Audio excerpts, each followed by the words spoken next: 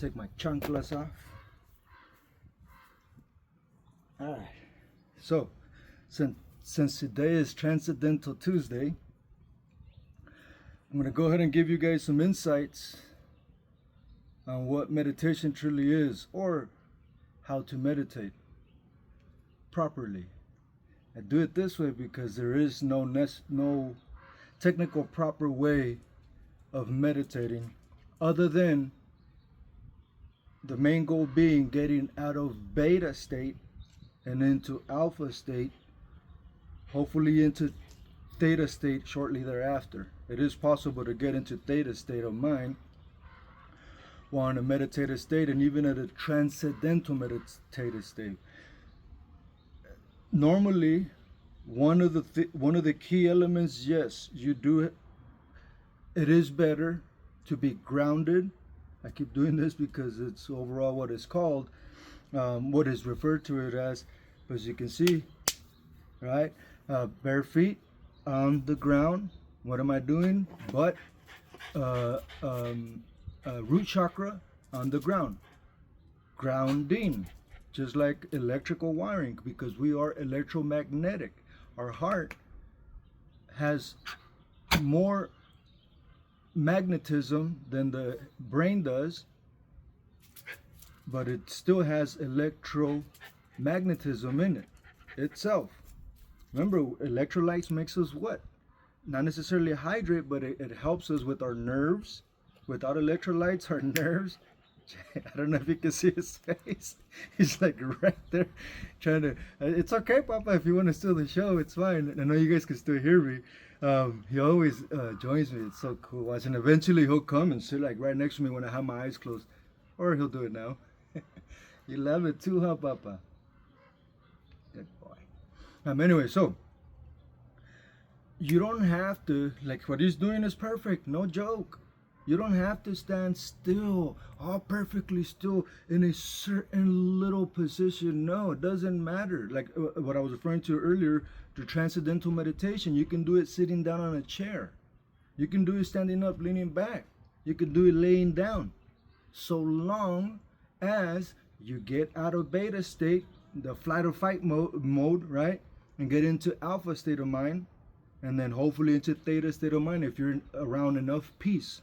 This is why, sorry I keep doing this, but truly, is you don't have to. But the thing is it's better if you're in nature, and if you're out and about in the away from the trails and in the woods somewhere, right? Because it's what? Nothing but peace out there. Hardly no car sounds, no chaos sounds, basically. So, you get extra points, if you may, if you're sitting down and if you're barefooted. But you don't have to do that. You can do it on your break, 30-minute break from lunch.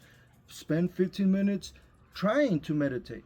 It'll take about 3 minutes to try to get into it in a comfortable space. Parking your car in a certain place, because you might have to do it inside of your car, right? It's okay if you have AC on, if you have low ambient music maybe, okay, that makes these type of sounds,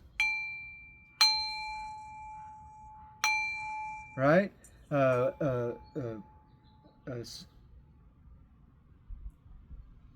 forgot the name of it right now. Goodness, it's a simple term. It's not singing bowls, is it? Either way, you don't have to have these things, okay? But the point is it'll take 3 minutes to get into it, 3 minutes to kind of go back into your normal state before you have to go in, so you don't rush in back to work, right? But the point is those 9 minutes that you do have your eyes closed, and you don't have to, but it's better if you have your eyes closed, you will recharge yourself. Number two, aside from, well, we'll say, here are the points you get, is what I just said. If you're sitting down and if you're barefooted, great, you get extra points. If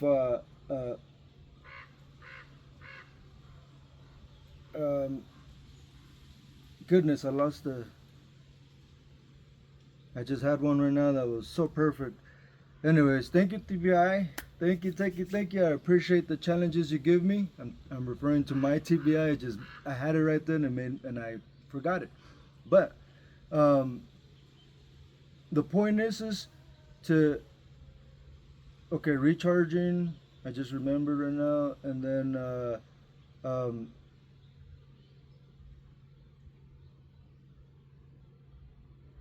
if you're around silence, that's more points because the closing of the eyes. That's what it was.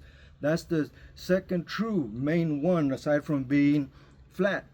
Sorry, being flat, being barefoot and on the ground on a flat surface, basically. It's closing your eyes. What do we do when we pray? We close our eyes. Well, if in case you don't know, when you close your eyes, it mimics darkness because right now it's not dark, but if I close my eyes, it's dark enough. When it's dark, that's the only time the pineal gland activates and it starts to release certain neurotoxins, not neurotoxins, neurotransmitters, okay, that will help you. It's similar to endorphins, things like that, right? So those are the two main ones. That's it. The other one is not holding your breath, but breathing rhythmically and consciously, which means long, hold, release. And you don't have to try to be perfect and 4 seconds breathe in, hold it for 3 seconds or 4 seconds, and then release it for 4 seconds. Eventually you can challenge yourself because it helps your lungs and it's neuroplasticity. Technically it really is, because you're doing something that you normally don't do regularly, and when you do something consciously, that alone is neuroplasticity. When you do it consciously, if you do it unconsciously, that's something you're already second nature and you just do it without even thinking. That's not neuroplasticity. Anything new, even if you've done it before 3 years ago and you're doing it again, but you don't do it often, that's neuroplasticity. Okay, it's that simple. So now, to get into the actual transcendental state, you have to get out of beta. That's why the peace, the closing your eyes, no distractions, and you can move. You don't have to stand still, stay still and not move. No, you can move. So for instance, if I have my eyes closed and I feel a crazy knot on my back, I can move so long as I'm not overthinking about it, what to do. I'm just feeling for it, and the breathing. Oh goodness, I just cracked right now all over the place. And you just stay conscious. Oh. And so long as you don't go to calculative thinking, what am I gonna do as soon as how am I gonna conquer this challenge with this project when I go back into work after break? No, don't think of those things. Oh, what I gotta buy for my daughter because her play is coming up soon. No, that's the thing of letting go. People get it wrong. You let go of things temporarily so that you can focus on self, so you can heal and recharge, so you can help those that you naturally worry about. Okay? And last thing is, this is not part of the meditation, but I want to bring up the concept of the 5 stages of grief. Remember this: DAB, DA, D, A, B, D, A. The first one is D, so it's denial, okay, and then A is next, anger, okay, and then bargaining, and then the other D is for depression. So depression is not going to hit you right away. The depression is going to hit. The depression is going to hit after denial, anger, and bargaining. Then depression comes in. Once you integrate all 4 of those, then you can have acceptance. God grant me the serenity to accept the things I cannot change, the courage to change the things I can. Before you integrate all those, you won't be able to have the courage to not only accept the things you cannot change, but discern with the wisdom to know the difference. Right? That Serenity Creed is what preserved my sanity while I was in Iraq and after Iraq, and actually even before Iraq. Let me move this phone out of the sun because I still got to do a short little meditation. If not, it's going to overheat.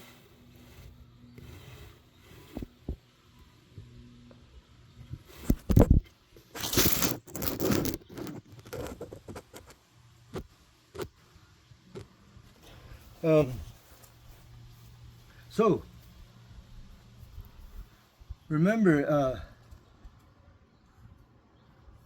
you don't have to be in this position. It can be anywhere, right? As long as you reach those parameters or elements, if you may, more parameters that I just mentioned. Okay, because that's the only way you're gonna be able to get out of beta state of mind and into alpha. Getting into alpha is actually pretty simple if you follow those things that I just said, aside from the 5 stages of grief and all that, and the Serenity Creed. That's just to have it in mind, to look into it further. So, with this in mind, the first thing you want to do is take conscious deep breaths at your own pace. You don't even have to follow my rhythm, so forth and so on. So the very first thing you do naturally is get into a comfortable position. You can look around until you look at a flower. There's flowers behind you. There's flowers back there. But the point is look at a flower in your mind. You can say it out loud, softly, gently. It's up to you, because these motions, the sound might help you. Try different things when you try different attempts to meditate. There's no wrong way of meditation, so long as you get into a relaxing state. All right. So again, look at a little bird that passed by, so forth and so on. Forget about your worries of the flight or fight mode. What do you need to do to make your life better? No, don't forget, let go. Let go temporarily. It's only going to be no more than 20 minutes, if that. If you're a seasoned a veteran meditator, you might be able to go 45 minutes straight. Yeah, it doesn't mean you're going to stay seated in one spot. No, you might move a little bit, release, but you don't break from that piece, because maybe you're out in the woods somewhere and you can possibly do that. Here you can't, as you can see all the cars passing by, things like that. So, well, it's not a lot, but I'm grateful that there's not a lot, but still, it can still distract you.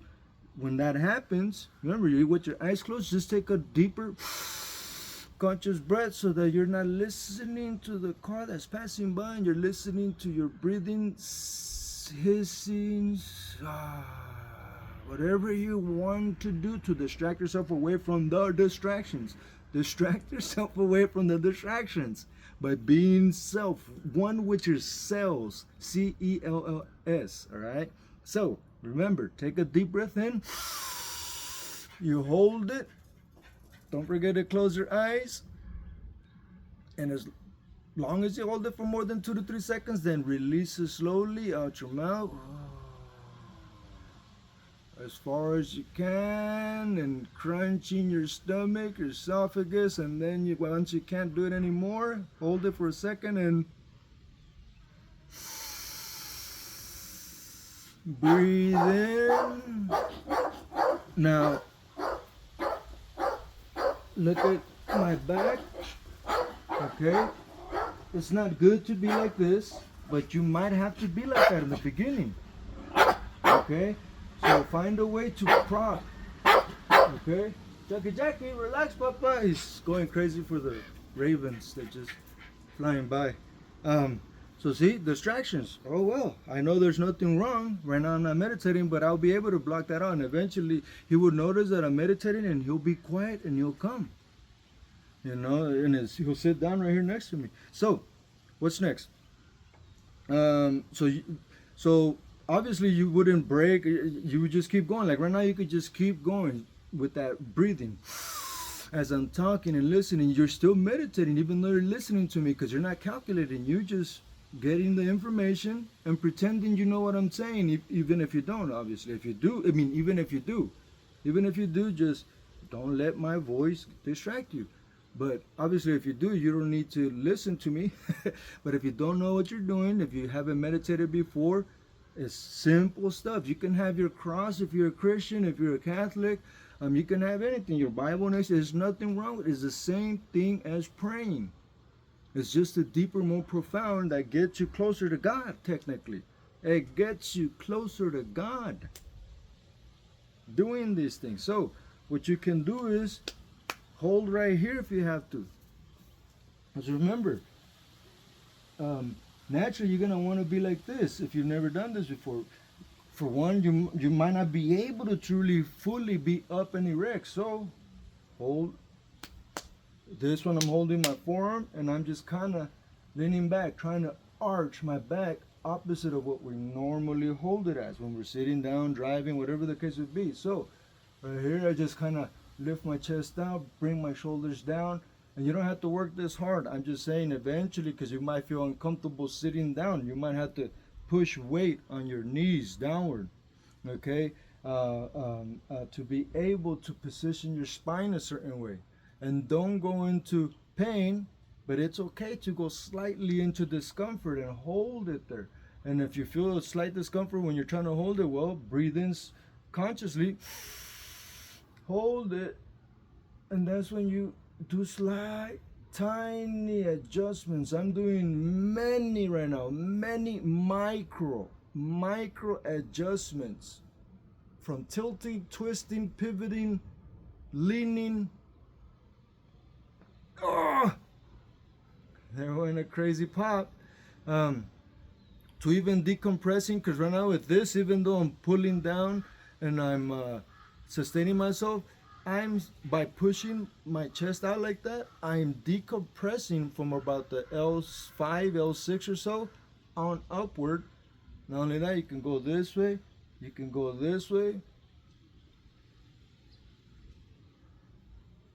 Believe it or not, this is a slight form of decompression. You prying yourself up, your weight is naturally going to come down, but you're pushing yourself up, and and when you breathe and you do this tiny little bounce, you're gonna feel it. Try it, and you're gonna be like, wow, like I feel a slight discomfort in my spine, but it's not a painful one. It feels like I want to pop a knuckle. It feels like I want to pop a knuckle, but it's not your knuckle. It's elsewhere, and do pop it if you can, but don't force it. Just stay slightly in the discomfort and adjust anything. After about 3 minutes of doing this, maybe 5 minutes, but remember, keep breathing. Then that's when you can go to your to try to sit in the proper position, which is just as straight back and neck as possible. It'll almost seem like you're kind of facing up, but you're not. It's just the way you're sitting down, and you're gonna have to kind of face upward to face normal, because we normally have our heads down naturally, reading books, phones, driving. We don't really look upwards, and we don't lean backwards either. So that's why it's gonna feel like you have to look up, but technically you're not. So reason being is all the oxygenation, the airways and all that need to be as least blocked as possible. Some of you might have scoliosis that it goes this way to the side. Well, guess what? You might have to leverage, push that way, pull this way to move the pelvic, so that if it goes this way, you can try to bring this over little by little. I mean, tiny little increments in the span of about 10 minutes that you're sitting here. It's not going to look like you're doing any movements at all. But inside, you will feel them, and you will be crunching, and it's not bone to bone popping. It's just fascia releasing from the traumatic experiences you've had before, just from a simple fall of a bike. That's traumatic. It's a trauma. It's hit. So your body gets shocked, tense. And if you don't alleviate it, eventually it just keeps adding that tension within that spot. So breathe in through your nose, out, hold it for your split second. Release it slowly out your mouth. As long as you can. It doesn't matter how long it takes for you. You can already be breathing in, no problem. I'm still breathing out. Can't you see that I'm talking still? And I can't anymore. And breathe in as long as you can and hold it.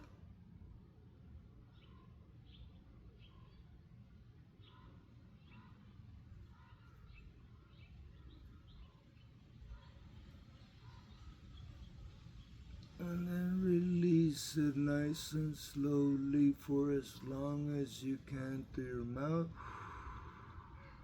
Again, in through your nose and out through your mouth. Once you're ready, in.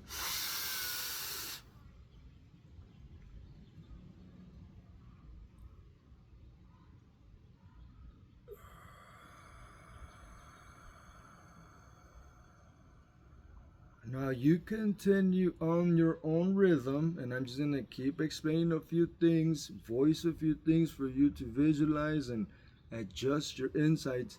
Whether you know what's happening or not, just pretend, and you'll see that whatever you pretend of, if you go along with what I'm saying, you'll see that when you get out of this meditative state, you're going to feel so much better, lighter, all kinds of stuff, clearer from the mind. So keep breathing consciously. And this one's dedicated to those who have recently or in the recent past 5 years or so, possibly even a tiny bit longer, but we'll just say 5 years up until now, who have lost their mothers, especially if they were under 65, 66 years old, 70.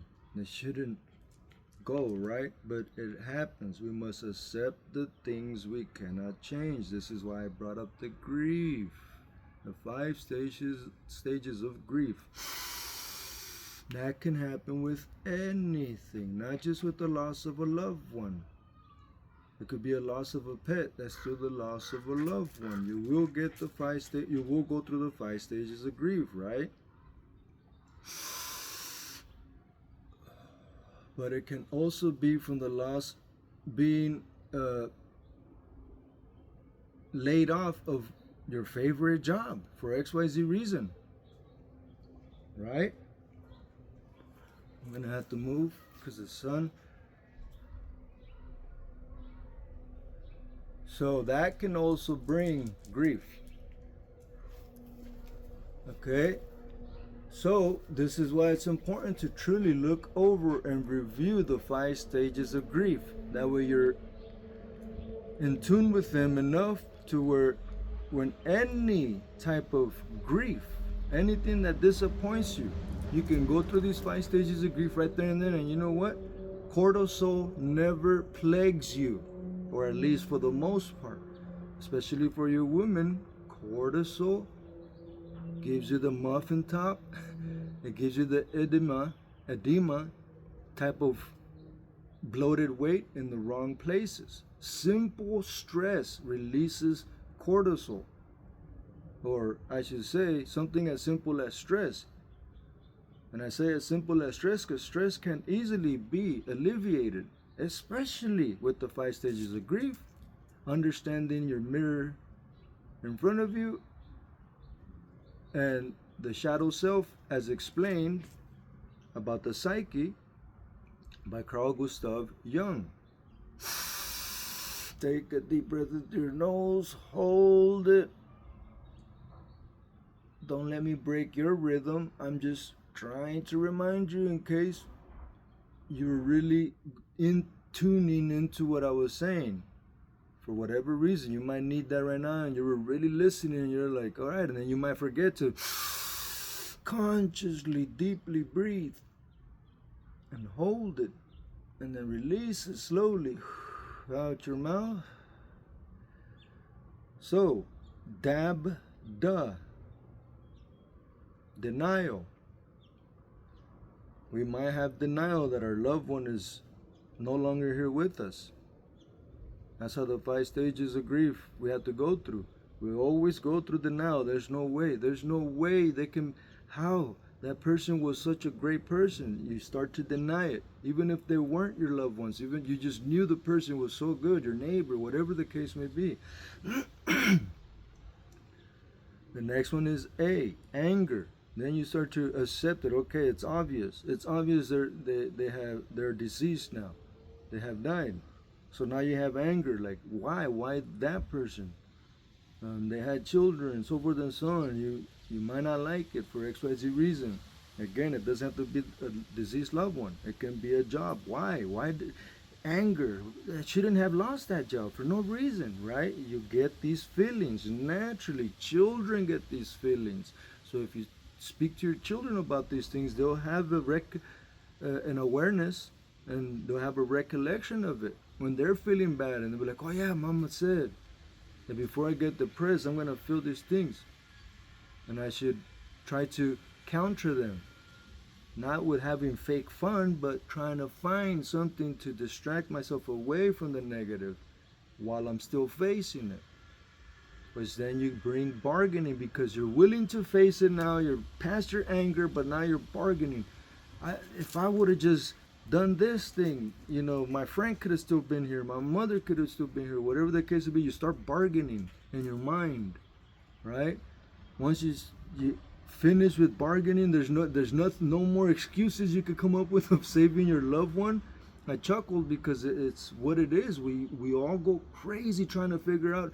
They've already been long gone 2 years ago, whatever the case, and you're still trying to bargain. Some people still try to bargain. Like, I know, if only I would have done, and you're just wasting your life, your time, because you're bargaining with yourself. Like, what else you could have done?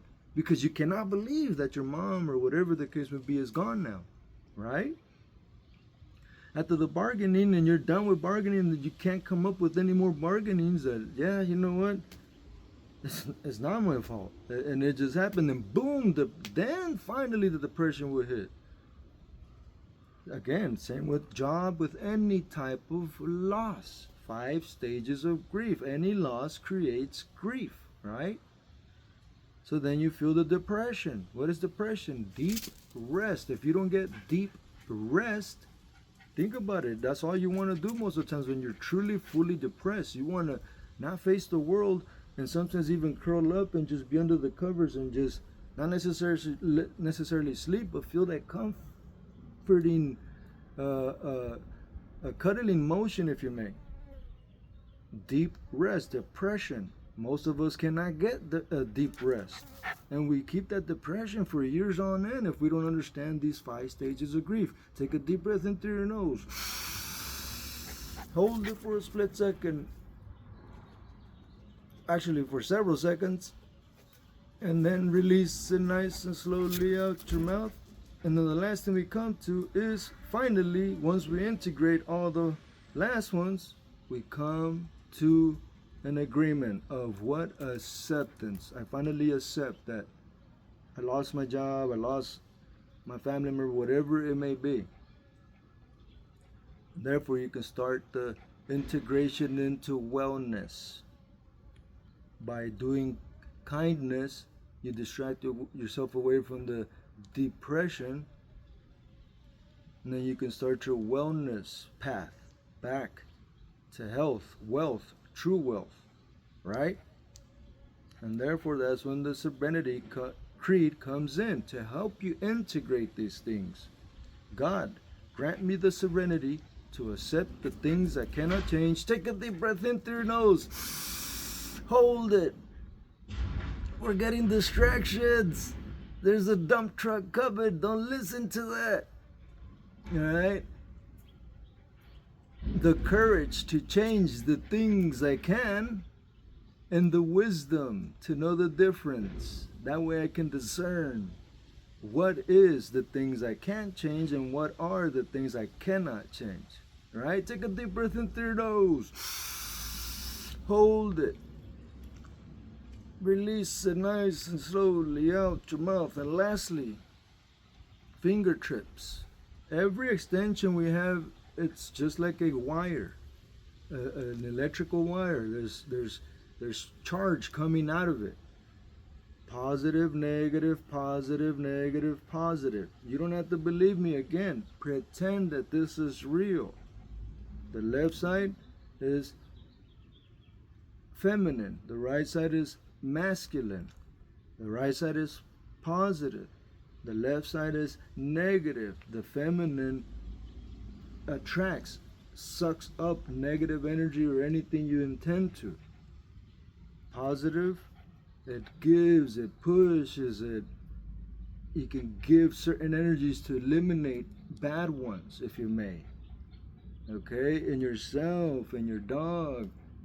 He's right here. I'm sure you can see him. So anyways, now that you have an understanding of what you feel, what to hear, what to acknowledge, if you may, the parameters you got to be in order to truly get into a meditative and transcendental state. Now you can do it even in the shower. Obviously, it might make you be in the water for 10 minutes longer without you even realizing it. So be careful if you're need to save that water for XYZ reason, so forth and so on. That's why maybe you should bathe, soak. That way you can sit there nice and relaxed. As you're soaking, you can get into that transcendental state. Even though you're laying down in the tub, it's still, remember, the point is to get out of beta state of mind into alpha state and into theta state. How can you do that? Through relaxation and closing of your eyes. And then breathing. Eventually you can work on yourself through the breathing and all the other parameters I mentioned. You can visualize, the mirror neurons will take effect, visualizing you fixing nerves in your shoulders, in your back, in your legs, anywhere. And trust me, you will feel a difference, because mirror neurons are that powerful. God made us this powerful. Alright, so anyhow, for those of you who are deep into trance right now, overall, I mean, you're still conscious, but your body might just be so relaxed and so in trance because you've been doing a good job at breathing in properly and trying to understand, or pretending you understand, the things that I'm saying. So I must bring you out of this accordingly, similar to clinical hypnotherapy. So I'm going to count back up to 5. And when I reach 5, you will be so alive, full with new life, ready to take on the day. So with 1 deep breath, you're going to hold it to be able to breathe it out with your 3 minds, meaning conscious, unconscious, and subconscious. Therefore, you will be able to optimize your 5 senses and activate brightly, brilliantly your 6th sense, 4 plus 2, which is the thinking. Now that your mind is clear, now you can think better with what? Your 6th sense. Nikola Tesla and many others, Leonardo da Vinci, considered thinking the 6th sense. You can come back to open your eyes nice and slowly, nice and relaxed. Take your time with it. And if you think about it, what are senses? Senses are faculties within that help you determine and gauge your external world. Thinking does that. Therefore, thinking is a sense. The 6th sense. Okay? So, I might as well read to you real quick before my phone gets overheated. The 5 stages of grief are outlined by psychiatrist Elizabeth Kubler-Ross in her 1969 book on Death and Dying, are a well-known framework, for understanding and processing the emotions that come with loss. These stages are not necessarily linear and can be experienced in any order or even simultaneously. It's important to note that grief is a unique and individual process, and not everyone may go through all these stages. Again, I'm going to explain to you the 5 ones. Denial. is the first one. The first stage of grief involves disbelief and denial in the reality of the loss. It can be a way of protecting yourself from the overwhelming emotions that come with losing a loved one. People may say things like, "This cannot be happening," or "It's not real." The second one, anger. As the reality of the loss sets in, the second stage of grief often involves feeling of anger. This could be anger towards the person who has passed away, towards others, or even towards oneself. It's a normal part of the grieving process to feel this intense emotion. For instance, it took me a second. I was like, what? Why would you be mad towards the person who died? For instance, it could be a spouse. And you could, in a sense, to a degree in itself, these emotions can happen. You could be mad at them because they left you with 3 children, very young children or whatever. Doesn't matter if you're the husband or if you're the wife. You could be kind of mad for a second because maybe they had an addiction and you know that you were trying to help them for so many years, and because their addiction, now they're no longer here. And therefore you might have some kind of anger even towards them for leaving you with children. And not necessarily in a selfish fashion, but it's just these mixed emotions will pop up. So 3, bargaining.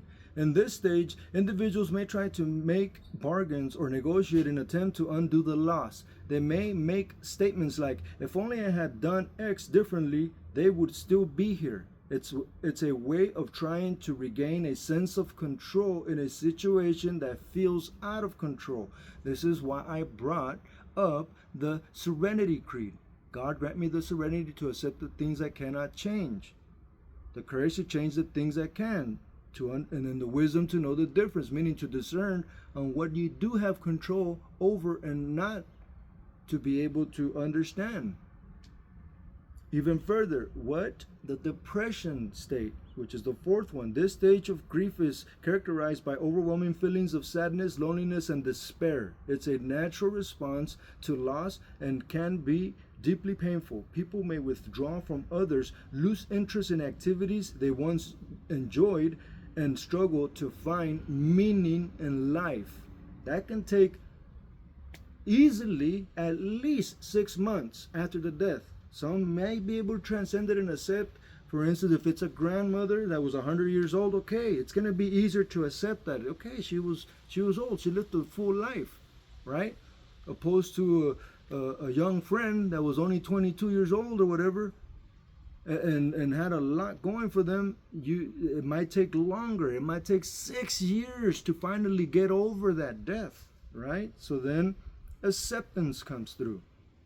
The final stage of grief involves coming to terms with the reality of the loss and finding a way to move forward. It's not about forgetting the person who passed away, but learning to live with the pain in a healthy way.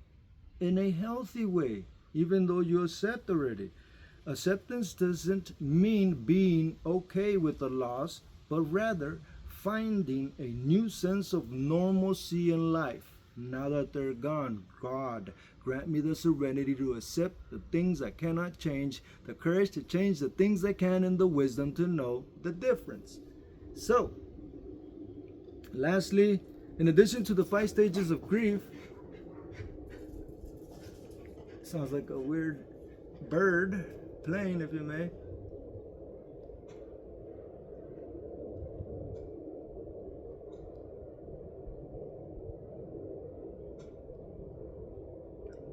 And I'm using it to look up in a certain way, obviously, but it's helping me crack my back. So anyhow, finally, in addition to the 5 stages of grief, another concept that can come into play when processing loss is clearing the shadow self. Let me move the phone one last time because it's dead on the sun and I don't want it to overheat.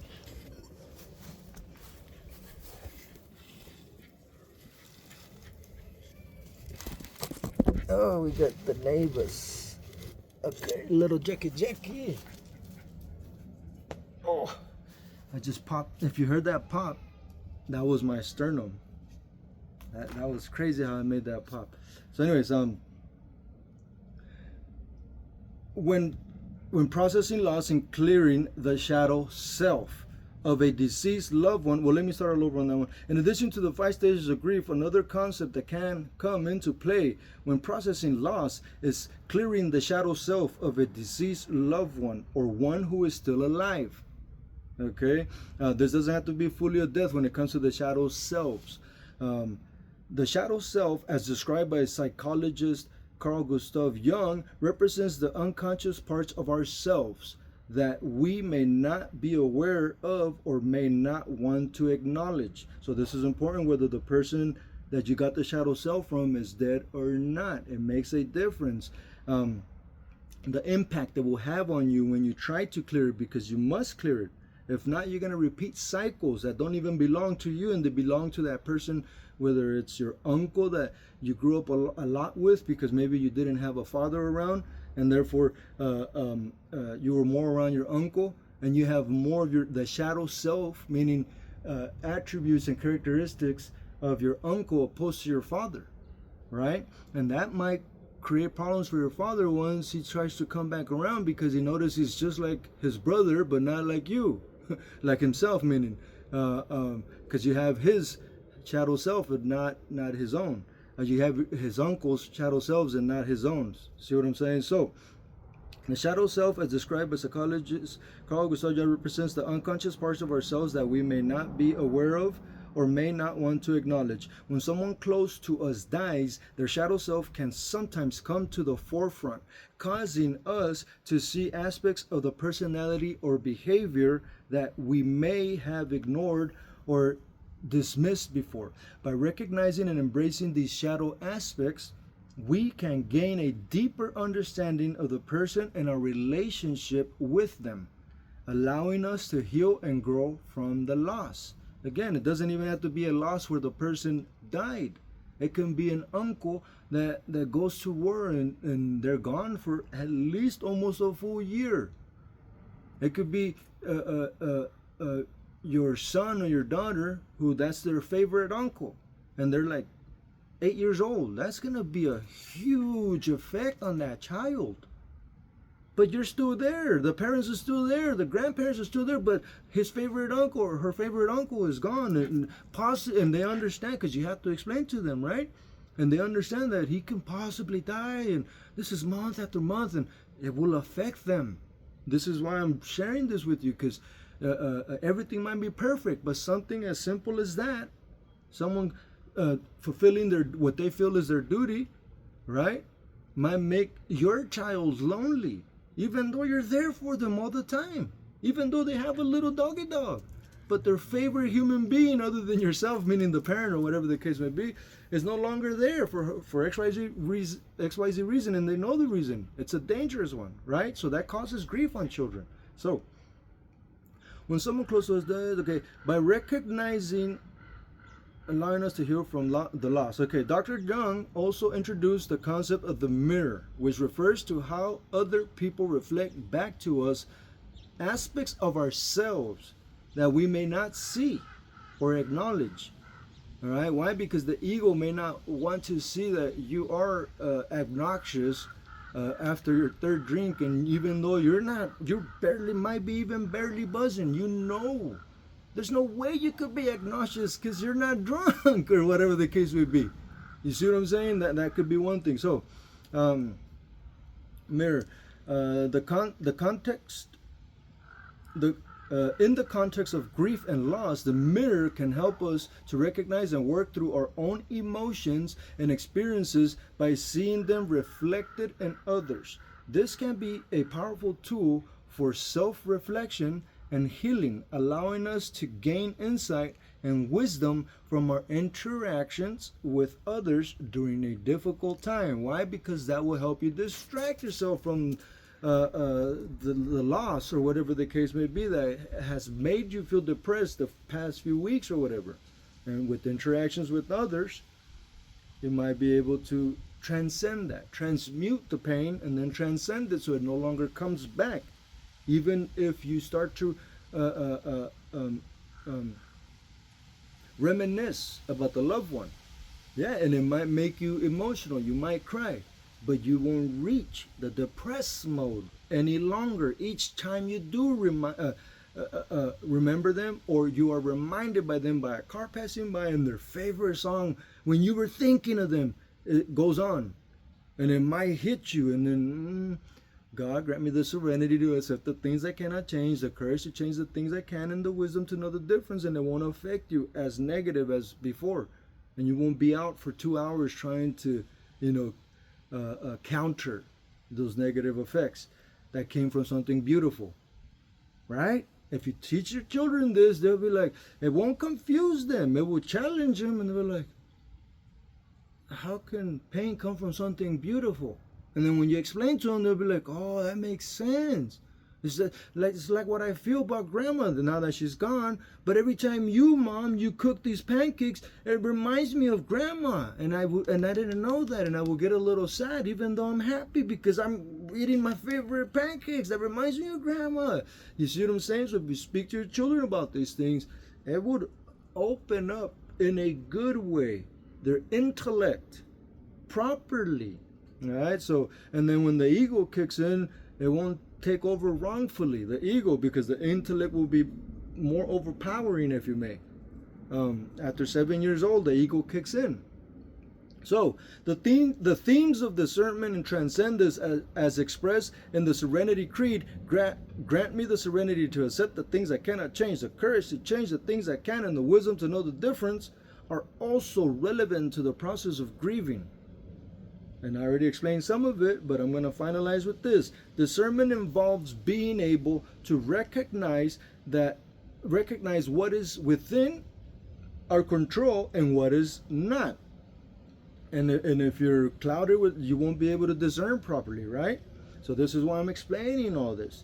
And finding the wisdom to accept the things we cannot change by discerning what we can and cannot control in the face of loss. We can transcend the pain and find peace in acceptance. And it could also reach in an interdependent way where you help someone else through your transcendence that helps the other person. And then they might start to, start kicking out of that depression because you got into it energetically. They'll feel it, and then they might be interested into how you did it. You interact, and now they can do it because they got the power of the actual parameters necessary to fulfill that transcendence that they need.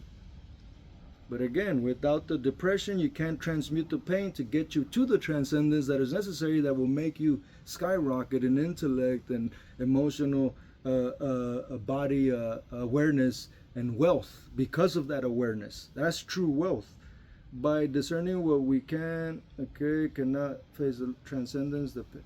Maybe I didn't read that. By discerning what we can and cannot control in the face of loss, we can transcend the pain and find peace and acceptance.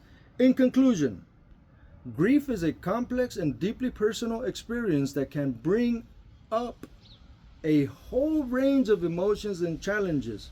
I already explained quite a bit, right? By understanding the 5 stages of grief, clearing the shadow self, recognizing the mirror, and embracing themes of discernment and transcendence, we can navigate the journey of healing and find meaning in the face of loss. Again, it can be any loss, not just a human being loved one. It can be a pet loved one. It can be the loss of your favorite book. Your favorite Bible might have gotten burned and when your friend's house was burned down and your Bible was there because you just had Bible study a few minutes ago. Whatever the case may be. It can be anything.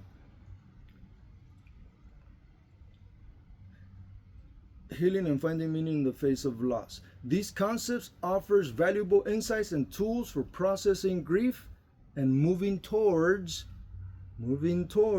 healing and growth, no matter the age or stage of life one may be in. Okay, so with this in mind, I hope I have opened up your mind to have new tools of transcendence to be able to help yourself heal and others as well through these metaphysical aspects, metaphysical lessons in life that, yes, the Bible mentions, but we're never really taught how to truly interpret them and translate them into any wording that may be needed for another to accept them and understand them, grasp them, and integrate them, and be able to transmute and transcend into true wealth and physical, mental, spiritual, emotional, energetically. Okay, the body itself, optimizing yourself at all costs, because hey, your life does depend on it. At least the quality of it does, right?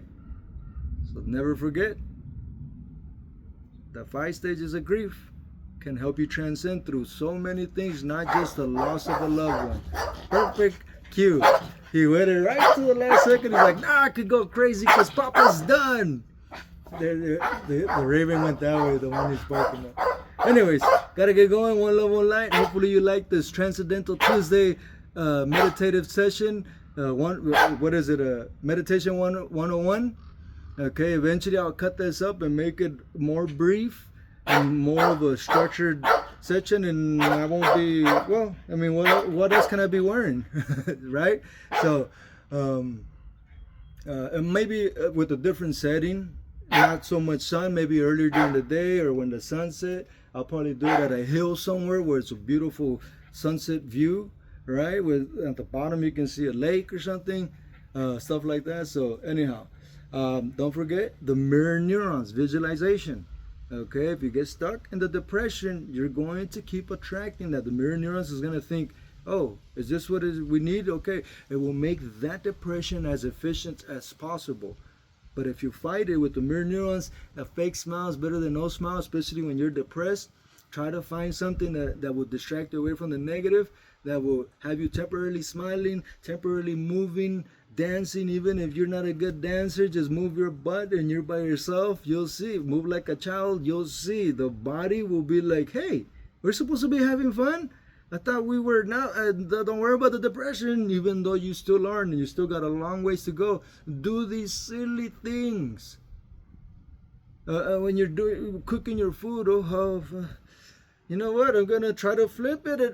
It might be fun to where, like, even if you mess up, oh well, like it will distract you away from true negative. Even though I just messed up my favorite pancake, I'll try it again. Whatever the case may be, anything that would distract you away from the negative, all right? Don't forget, we must laugh at the face of our helplessness or go insane.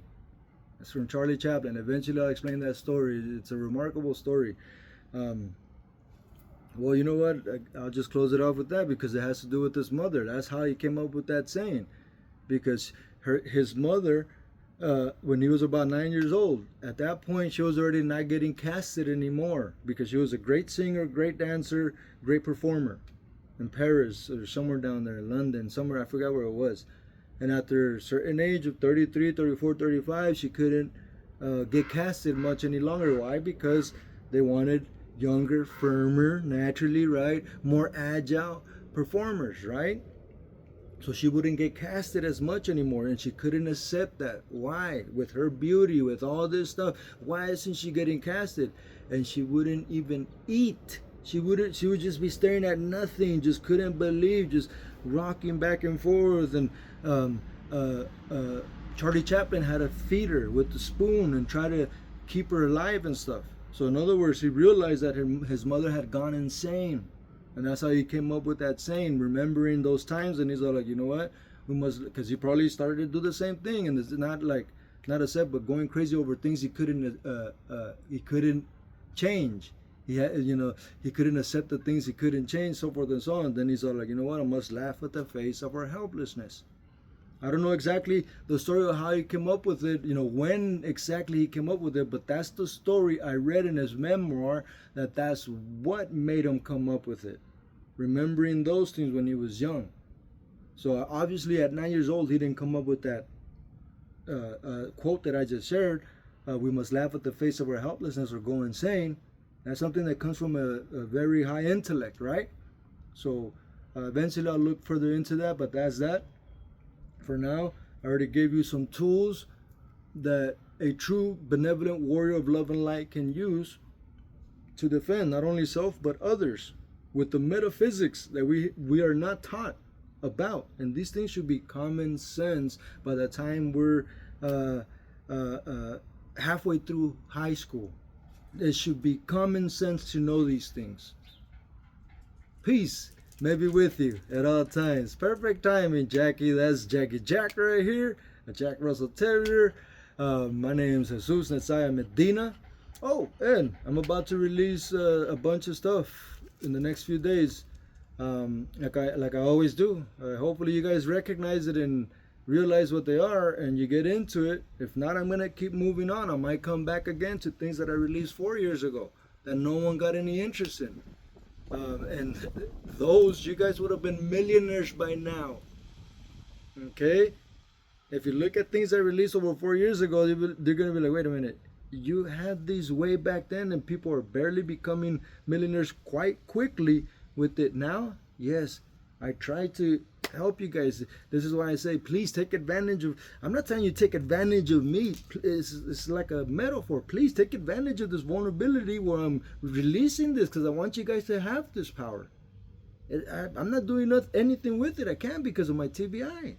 But if you do something with it, trust me, it will go off. I still got to integrate and finish off the entire empire. It's like building an entire state by now. I already outgrew the city. And I'm meaning like online. It's a bunch, an immense amount of websites that interconnect. And eventually, when one person goes in, they'll have everything they can possibly need ever for the future. To have multiple streams of income very easily, and they open up accounts to their family members, and they can easily not waste time, supplement their income, and have more time to do more things with financial and time freedom. Peace may be with you at all times.